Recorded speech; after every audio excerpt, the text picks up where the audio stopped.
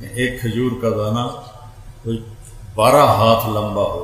12 ہاتھ کا مطلب ہے کوئی 26 فٹ ایک کھجور کا دانہ لمبا ہو.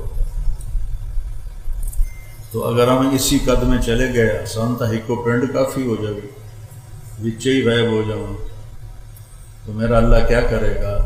جو قد آدم علیہ السلام کو دیا تھا اور اماں حوا کو دیا تھا، وہ قد جنت میں اللہ واپس ہمارا بنائے گا. وہ ہے 60 ہاتھ، اور 60 ہاتھ کوئی 130 فٹ بنتا ہے. ہر مرد عورت 130 فٹ،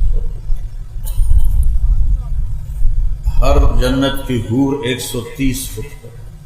تو ہر عورت کے بال سر کی چوٹی سے چلیں گے اور پاؤں کی ایڑیوں کا بوسہ لیں گے. اتنے لمبے اس کے بال ہوں گے، ان بالوں میں موتی لگے ہوئے ہوں گے. اتنے والا